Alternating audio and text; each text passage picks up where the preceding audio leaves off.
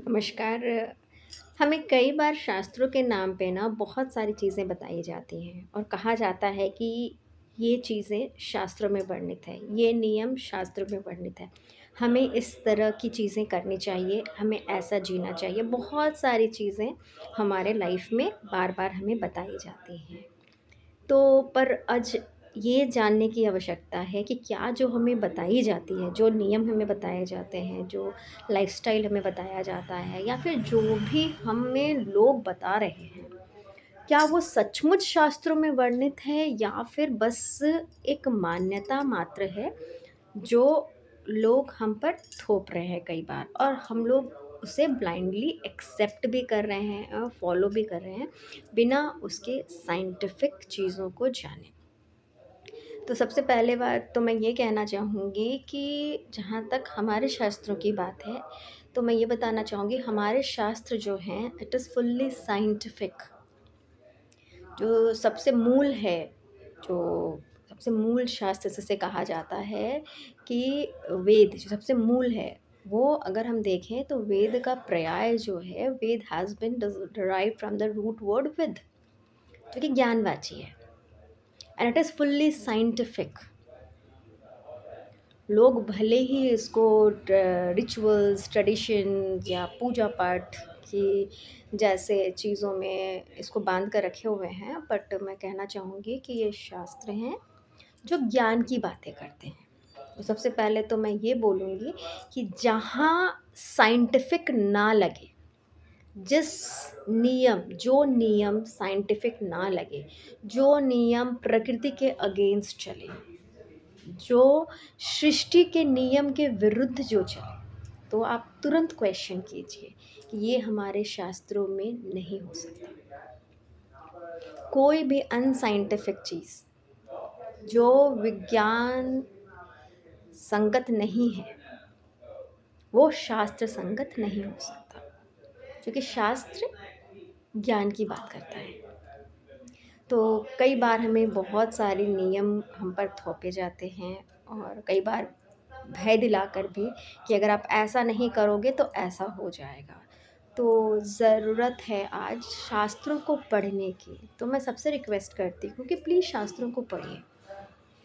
और एक और रिक्वेस्ट है कि जब भी आप शास्त्र पढ़ें तो शास्त्र की मीनिंग, हिंदी मीनिंग दिए हुए हैं या भाष्य हैं, उन पे फ़ोकस मत कीजिए।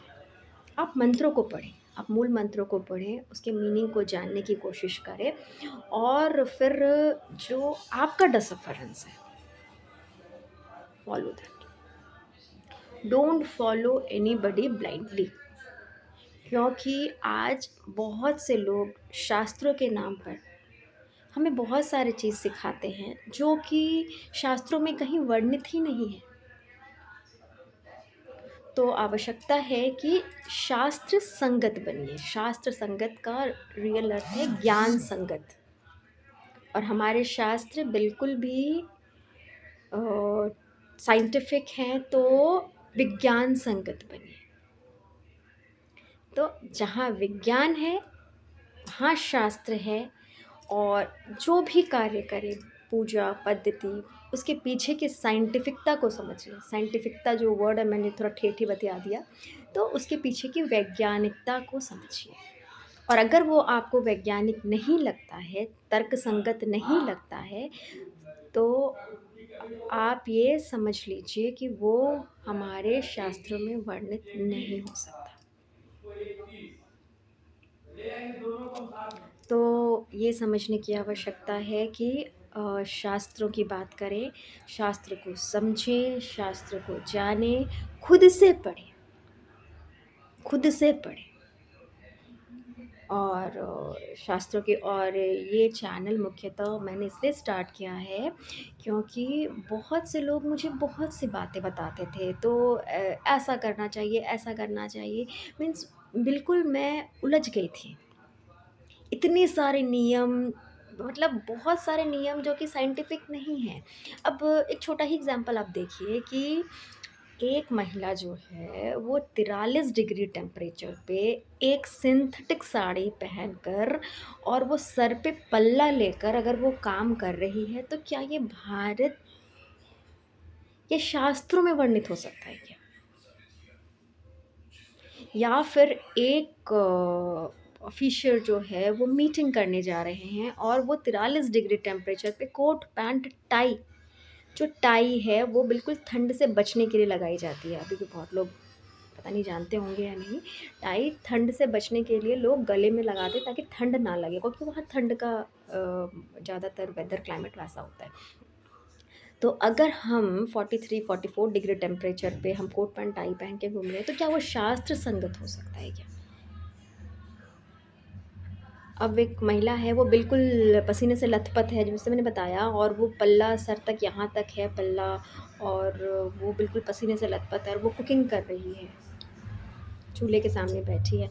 तो क्या वो शास्त्र संगत हो सकता है? तो बहुत सारी चीज़ें ऐसी मिली जो मुझे लगा कि अरे!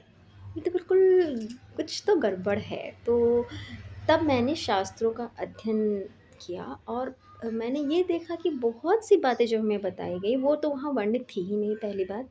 और बहुत सी बातें हमें बताई गई जो बिल्कुल ऑपोज़िट है, बिल्कुल ऑपोज़िट है। तो आप समझ लीजिए कि अगर ज्ञान की बातें वहाँ लिखी है और हमें जस्ट उल्टा बताया गया है, तो पता नहीं, या तो एडल्ट्रेशन है या तो समय के साथ उसमें एडल्ट्रेशन आ गया या मॉडिफ़िकेशन, आप जो भी कह लें। ये सारी बातें ऐसे ही हैं।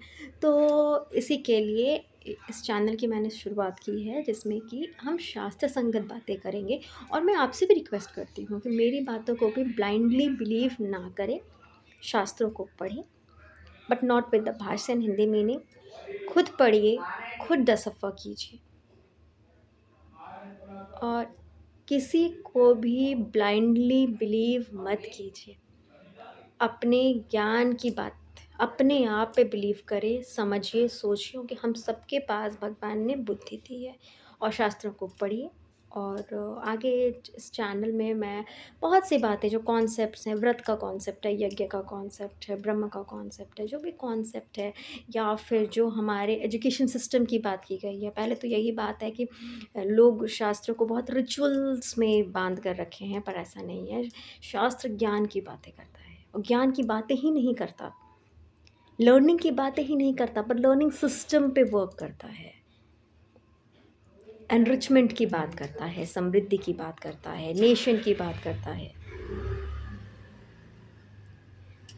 पृथ्वी की बात करता है, अंतरिक्ष की बात करता है। पता नहीं, पर बहुत लोगों को लगता है कि शायद ये सिर्फ पूजा पाठ की चीज़ें हैं। तो बस बने रहिए मेरे साथ, और मैं आगे, अगर आप लोग बने रहेंगे तो मैं धीरे धीरे करके जो कॉन्सेप्ट्स हैं और जो शास्त्र में वर्णित हैं, बिल्कुल मैं बुक के साथ बैठती हूँ, और बुक में जहाँ वो वर्णित है ना, मैं आपको बताऊँगी।